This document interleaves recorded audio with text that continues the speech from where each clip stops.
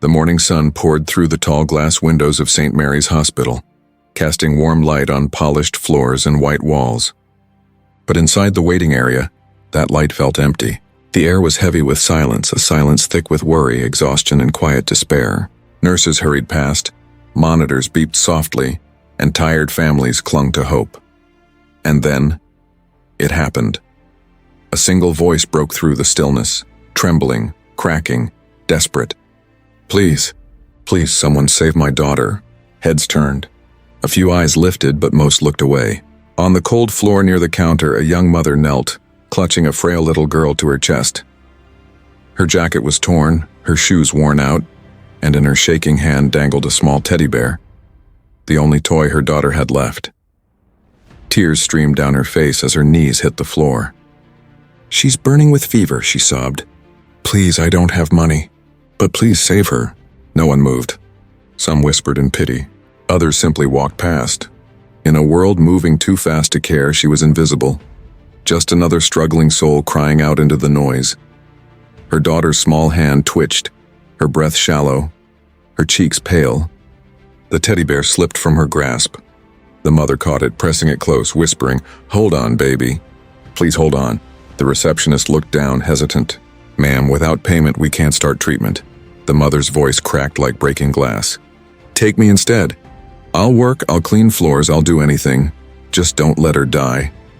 Her cry echoed through the sterile hallway. For a moment, time stood still. But no one stepped forward. No one helped. It was a sound not just of a mother but of a soul collapsing under helplessness. A sound that could haunt even the hardest heart. And yet, among those who turned away, fate had placed someone, a man of power, wealth, and pride, in that very hallway. A man who wasn't supposed to be there. What he heard in that moment would change everything. Her name was Marissa Lane. Once she had dreamed of becoming a teacher, guiding children, shaping minds, and giving them the life she never had. But dreams fade fast when reality is cruel. Life had not been kind to her. Abandoned by her partner when her baby girl, Sophie, was only a few months old, Marissa was left to fight a battle no one prepared her for. Every day since, she'd lived on the edge, juggling 3 cleaning jobs, skipping meals so her daughter could eat, praying each night that tomorrow wouldn't bring another crisis. Now, tomorrow had arrived, and it was worse than she feared. Sophie's tiny body burned with fever. For weeks her cough had grown heavier, her little voice weaker. The doctors had said she needed urgent, expensive treatment. Without it, she might not survive. Marissa had begged every charity, called every number, and knocked on every door. But all she received were sympathetic smiles and whispered apologies. "We're sorry. We wish we could help." Each rejection pushed her further into darkness, until finally, she ended up here on the cold hospital floor, clutching her only child. Her voice trembled as she pleaded with the receptionist again. "Please, she's just a child. Don't let her die. I'll clean, I'll serve, I'll sleep here if I have to, and just don't turn us away." The nurse looked torn, her eyes soft but bound by rules. "I'm sorry, ma'am. Hospital policy. We can't begin treatment without advance payment." Policy. That word hit like a hammer. Marissa pressed her forehead to her daughter's chest, sobbing. "Stay with me, baby, please. Mama's here." A small cough escaped Sophie's lips. It was so faint, so fragile, it barely sounded human. Marissa's heart shattered. She rocked her daughter back and forth, whispering prayers that dissolved into tears. Around her, footsteps echoed. Some people slowed, watching the scene, their eyes full of pity. But pity never saved anyone. Not a single hand reached out. The hospital lights flickered above her, bright, sterile, uncaring. Everything around her looked clean and perfect, but her world was crumbling. This was her last hope. And it was slipping away. In that moment, time seemed to stretch. Every second felt like a lifetime. Every heartbeat echoed like thunder in her ears. She lifted her face toward the ceiling, her voice breaking once more. "If there's anyone who can hear me, please. Don't let my little girl die." Her tears hit the floor, silent, unnoticed. But her words carried farther than she knew. Because somewhere behind the crowd, someone had stopped walking. A man in an expensive suit. A man who never waited, never hesitated, never cared, but right now he couldn't move. Her voice, that desperate. trembling cry had pierced through the walls of wealth and silence that surrounded his heart. And though Marissa didn't know it yet, fate had heard her. The same fate that had crushed her dreams was about to shift. The world had ignored her pain for too long, but destiny had a strange way of listening when hope was gone. And in the corner of that hallway, under the glare of hospital lights, a stranger's heart began to beat differently. Because sometimes, it takes one cry, one broken voice, to wake the soul of someone powerful enough to change everything. He was never meant to be there that morning. In another version of the day, his meeting would have started early. His driver would have taken a different route, or his assistant would have delayed the visit. But fate doesn't follow calendars or luxury schedules. It moves people where they are meant to be, not where they plan to be. And so, at the exact moment when Marissa's cry shattered the hospital's calm, Adrian Cross stepped through the sliding glass doors. He was a man the world admired, or feared. His name appeared in financial headlines. His signature built skyscrapers, and his decisions shifted entire markets. People whispered about his brilliance, his ruthless focus, and the cold precision that made him one of the richest men in the country. To most, he was untouchable. A symbol of power, a living legend. But power can also be a prison, and Adrian had lived in its cage for far too long. His life ran on order, cars waiting, flights booked, meetings stacked. Every hour measured, every move managed. He had mastered control except over the silence inside him. The silence that reminded him how empty winning could feel. That morning, he had come to St. Mary's Hospital for one reason only: to finalize a board meeting about a new medical wing his foundation was funding. It was meant to be quick, clean, efficient. He didn't expect emotion. He didn't allow it until he heard her voice. The words were faint at first, echoing down the hallway like a sound from another world. He might have ignored it, if not for the tone. That voice, it wasn't just begging. It was breaking. He froze mid-step. His assistant turned, confused. "Sir?" "The meeting's this way," but Adrian didn't answer. His eyes followed the sound, and that trembling plea, raw and human, slicing through the polished perfection around him. And then he saw her. A woman, knees to the floor, clutching a small child whose skin looked pale as paper. Her shoulders shook as she cried, a teddy bear hanging limply from her arm. For a long moment, Adrian couldn't breathe. Something about the scene hit him, deep, sudden, sharp. Like a door opening to a memory he'd buried, because once, long ago, he had seen this before. A woman kneeling, a child gasping, a voice begging for mercy that never came. His mother, himself, in another life. He blinked, trying to push it away. But the image clung to him. Her tears, her voice, her desperation. It was like looking through a window into a past he had spent years pretending didn't exist. Marissa's eyes lifted for a second. They met his, two strangers from different worlds. But in that single glance, something inside him shifted. He saw more than poverty, more than struggle. He saw love, raw, powerful, unbreakable, and it unsettled him. He was used to numbers, not emotions. To contracts, not cries. To results, not redemption. Yet here he was, standing frozen in a hallway, heart pounding, unable to look away from a woman the world had chosen not to see. His assistant whispered again, "Sir, shall we?" Adrian didn't respond. His gaze stayed locked on the mother, on the child, on the quiet horror of a system that measured worth by wealth. He thought of the millions he'd spent on towers and brands, and how they now felt meaningless. What good was success if it couldn't stop a child from suffering?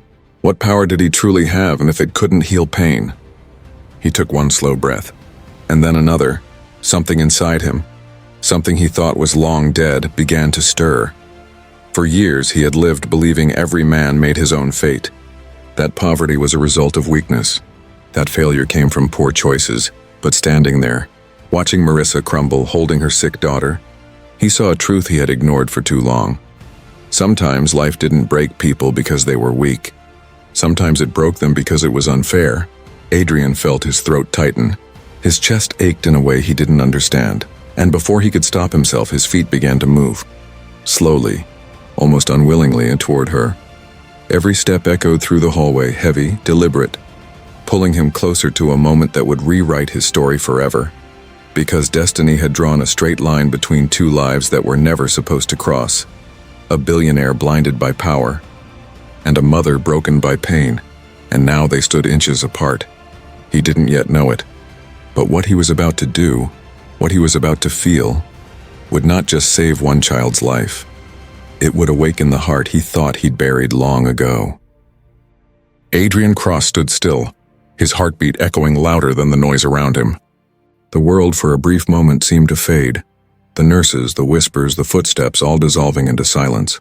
All he could hear was her. "Please, someone, save my daughter." The cry wasn't just sound, and it was pain-given voice. A sound so raw it cut through layers of pride, ego, and indifference. Adrian had faced boardrooms filled with sharks, signed deals worth billions, and spoken before leaders of nations. Nothing had ever shaken him. Until now. His eyes drifted back to the woman on the floor, her hands trembling, her tears falling on the child's pale face. Something about her desperation cracked the armor he'd worn for years. He had built his empire on the belief that everyone controlled their own destiny, that those who failed simply hadn't tried hard enough. But as he watched this woman, broken, begging, clutching a fading child, that belief began to crumble. Because what could she have done differently? What chance did she ever have? His throat tightened. For a moment he saw his own mother, her tired eyes, her rough hands, her voice begging at a clinic desk years ago. He'd been a boy then, hungry, sick, afraid, and she had whispered the same words Marissa just cried. "Please, someone, save my son." The memory hit like a wave. He had buried it under wealth, buried it beneath marble floors and glass towers. But it came rushing back now, unstoppable. Adrian's breath trembled. He turned his face away for a second, ashamed of the tears threatening to rise. He hadn't cried in decades. Not when he lost friends. Not when deals failed. Not even at funerals. But here, in a hospital hallway filled with strangers, he felt something powerful. Something human. A nurse whispered near him, "That woman's been here since morning. She can't pay. They can't start the treatment," her words stung. He looked at the child, fragile, lifeless, innocent. No child deserves this, he thought. Not because of money. Not because of rules. His assistant leaned close. "Sir, the board is waiting." "Should I tell them you're on your way?" Adrian didn't respond. For the first time in years, a meeting didn't matter. For the first time, he wasn't thinking about numbers. He stepped forward. One step, then another. The mother didn't notice at first. She was too lost in grief, whispering into her daughter's hair, rocking back and forth. Adrian stopped beside her. He could see the tears glistening on her cheeks, the exhaustion in her eyes. When she finally looked up, their gazes met. And in that instant, neither saw status, nor wealth, nor power. Only two souls, one broken by pain, the other broken by forgetting how to feel. Adrian crouched slightly, lowering himself to her level. Her voice quivered. "Please, sir. They won't treat her. She's all I have." For a heartbeat, he said nothing. He just looked at her, the way she held her child, as if willing her tiny heart to keep beating. Then he turned to the nurse. "Prepare the child for immediate treatment," he said quietly but firmly. The nurse blinked. "Sir, the payment will be covered," Adrian interrupted, his tone steady. "Under my account. No delays." The words hung in the air, heavy, commanding, final. The nurse hesitated, then nodded and rushed off. Marissa froze, unable to speak. Her lips parted, trembling. "Well, why would you—" Adrian looked down at the child again. Her small hand clutched a worn teddy bear, its fur matted, one eye missing.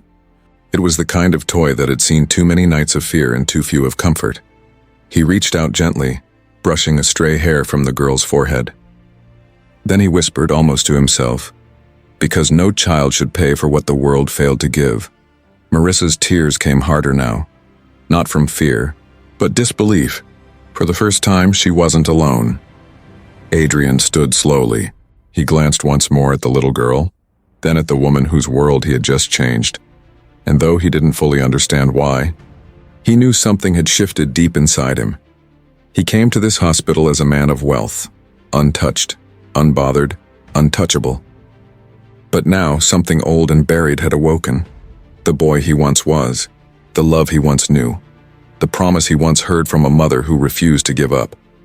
And as the doctors rushed in and Marissa whispered broken thanks, Adrian realized something. In saving this child's life, he had just begun to save his own. The sound of rushing footsteps filled the hallway. Nurses moved swiftly, wheeling in a stretcher. Marissa watched in disbelief as they gently lifted Sophie from her arms. The small girl's breathing was faint, her skin pale. Yet now there was hope. Fragile, trembling, but real. For hours, Marissa had begged the world to listen. And finally, someone did. Adrian stood beside her silently as doctors hurried Sophie toward the emergency room. His gaze followed them until the doors swung shut. A strange silence fell. It wasn't the silence of indifference. It was the silence that follows after a storm, when everything inside you is still trembling. Marissa wiped her tears with trembling fingers. She looked at the man beside her, this stranger who had appeared from nowhere, whose single sentence had changed her entire world. She tried to speak, but her voice cracked. "Sir, I don't know how to thank you. You saved her." Adrian's jaw tightened. "No," he said softly. "I just did what anyone should have done." But they both knew not everyone would have. In fact, almost no one had. Marissa lowered her head, whispering, "You're the first person who stopped." The words hit him harder than he expected. The first person who stopped. How many times had he walked past people like her? Mothers, fathers, children crying for help while he told himself it wasn't his problem. How many times had he looked away, convincing himself that he couldn't save everyone so he'd save no one? He felt a knot tighten in his chest. Marissa clutched her hands together. "For days I've been praying for a miracle. I didn't know it would come like this." Adrian exhaled, his voice low. "Sometimes miracles wear suits." That made her smile weakly through tears. The two stood in silence again. The hallway lights flickered gently above them. Life moved around them. Nurses passing, announcements echoing. But in that small moment, they were still. And deep inside Adrian's heart, something unfamiliar stirred. He didn't understand it fully, but it felt like warmth, the kind he hadn't felt since childhood. He glanced at Marissa again, the exhaustion in her face, the quiet strength in her eyes. She was fragile, yes, but unbroken. He admired that. He envied it. For years he had told himself that strength meant not needing anyone. That power came from control. But this woman, this poor, trembling mother, had more strength in her tears than he had in all his wealth. A nurse approached gently. "Sir, the child is being stabilized. The doctor said her condition was critical, but you came just in time." Marissa's knees nearly gave out. She pressed her hands to her mouth, sobbing. Adrian steadied her instinctively, his hand resting lightly on her shoulder. "She's going to be okay," he whispered. For the first time in years, those words didn't sound like a promise, they sounded like faith. The nurse hesitated, then added quietly, "The medicine, equipment, and overnight care. It's all expensive. Are we charging it to?" Adrian interrupted gently. "Everything on me, and make sure they give her the best treatment available." The nurse nodded, stunned. "Yes, sir." When she left, Marissa looked up at him with red eyes. Why are you doing this for us?" Adrian paused. He wanted to say, "Because I can." He wanted to say, "Because I'm rich." But none of those felt true anymore. Instead, he whispered, "Because once someone did the same for me." Marissa's eyes widened. He didn't explain further. He didn't need to. Because behind those few words, there was a lifetime of buried pain. A boy who had been sick, a mother who had begged, a stranger who had once saved them. That memory, long forgotten, was alive again, and it burned inside him like light. For years, Adrian had believed money was everything. That power could erase the past. But now, in this quiet hallway with a poor woman's gratitude trembling in her voice, he realized the truth. All the wealth in the world meant nothing if it couldn't heal the soul. As the hours passed, Adrian stayed. He didn't rush back to his boardroom. He didn't check his phone, he just stayed. He brought Marissa water, made sure she rested, and sat beside her as she waited outside the room. When she finally fell asleep on the bench, he found himself staring through the small window of the ICU at the little girl who lay there. Fragile yet fighting, And he thought about his own childhood, about promises he made to himself, that he'd never be weak again, that he'd never feel pain again. But now he understood, strength wasn't the absence of pain. It was the courage to feel it. He leaned back, his eyes heavy with reflection. For the first time in decades, Adrian Cross didn't feel like a billionaire. He just felt human. And somewhere deep within, a quiet voice whispered, if one decision could change a life, then maybe one act of kindness could change a soul. Morning crept in through the hospital windows. The light touched Adrian's face softly like a blessing. Marissa stirred awake, her first words trembling with hope. Is she? A nurse smiled. She's responding well. The fever's going down. Marissa burst into tears, and tears of relief this time. She turned toward Adrian, unable to find the words. He simply nodded, his voice soft. You don't have to say anything. Just hold on to her. For once, Adrian didn't feel the need to own, control, or fix everything. He just wanted to be present. As he stood there, watching a mother's love, a child's survival, and a miracle born from a moment of empathy, Adrian finally understood. Sometimes the greatest investments aren't made with money. They're made with the heart. The next morning, the hospital smelled of coffee and disinfectant, a mix of life continuing and lives being saved. But for Adrian Cross, something deeper had changed. He sat quietly in the waiting room. A man who once commanded boardrooms, now staring at a cup of cheap coffee, as though it held the answers to everything he'd missed. He wasn't used to waiting. He wasn't used to stillness, but now he welcomed it. Across the glass, he saw Sophie, small, fragile, but breathing peacefully. A teddy bear rested beside her, its paw tucked into her little hand. Marissa stood near the window, her eyes red but hopeful. When she noticed Adrian watching, she gave a faint, grateful smile. He rose and walked toward her. How is she? The doctors say, she's improving, Marissa whispered.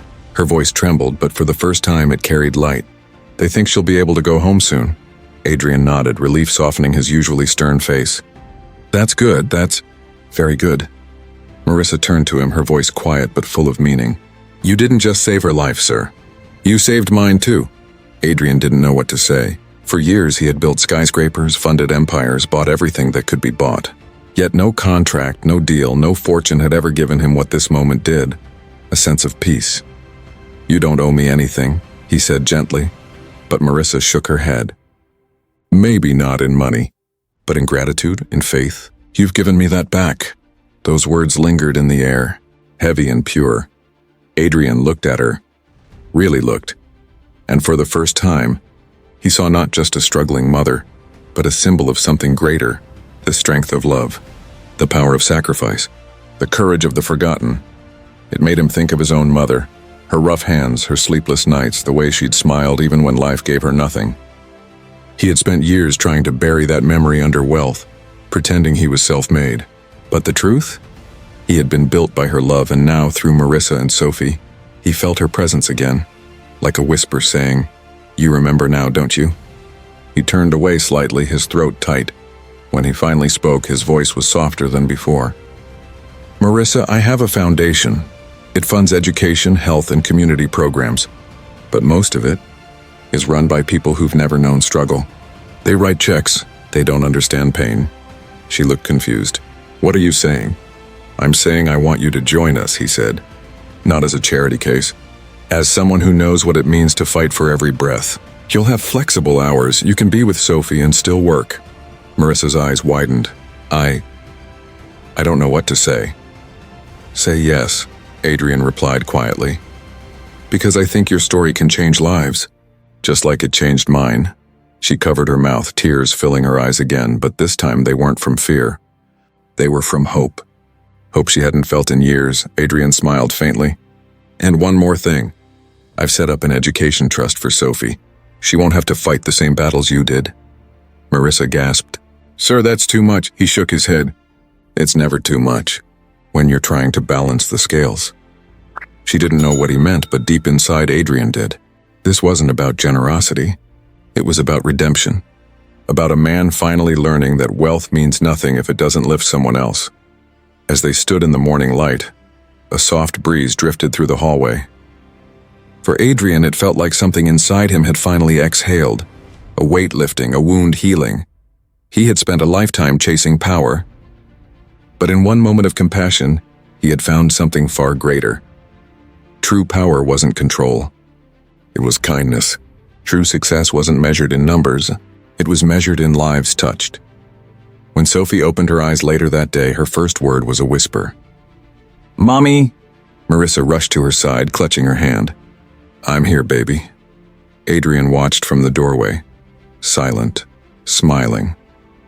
And as he turned to leave, he whispered to himself, "Maybe money can build walls, but only kindness builds bridges."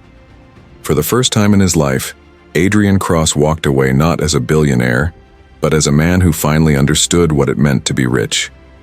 Days turned into weeks. The cold fear that once lived in Marissa's eyes slowly faded into something brighter: peace. Sophie recovered faster than anyone expected. Her laughter began to echo through the hospital halls, soft at first, then stronger each day. The color returned to her cheeks and the sparkle to her eyes. Every time Adrian visited, Sophie would wave her tiny hand, clutching the same old teddy bear, the one she never let go of. It wasn't just a toy anymore. It was a symbol of survival, of hope, of a miracle that began with a stranger's heart.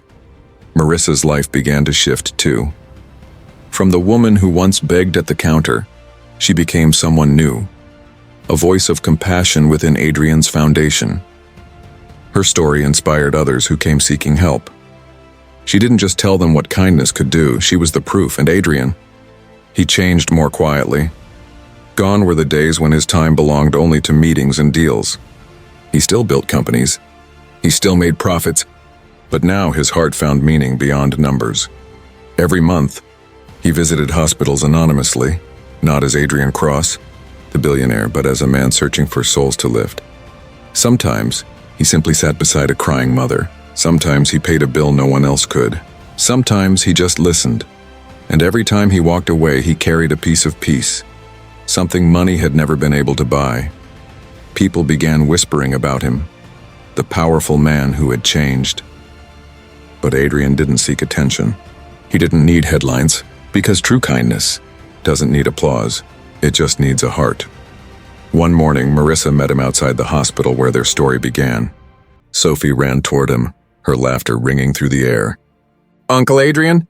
she shouted. He knelt, smiling as she wrapped her little arms around his neck. That single hug, soft, pure, unconditional, was worth more than every deal he'd ever made. As he stood watching them, sunlight breaking across the sky, Adrian realized something profound. The world doesn't change through speeches or power. It changes when one heart chooses to care, because compassion spreads.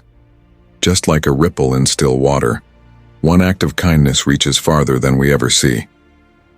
From Adrian's decision came a saved life. From Marissa's gratitude came new hope for others. And from Sophie's smile came a reminder that miracles are born when love meets courage. That day, as Adrian looked up at the rising sun, he whispered to himself, "I used to count my worth in numbers. Now I count it in lives." The story of Adrian Cross and Marissa Lane became a quiet legend, a reminder that even in a world hardened by greed, hearts can still soften, and maybe that's the true purpose of life, not to build empires, but to build each other. Now let me ask you, if life placed you in that hallway, if a cry for help echoed in front of you, would you walk away? Or would you stop and change someone's world forever? Because sometimes, one act of kindness is all it takes to rewrite a destiny.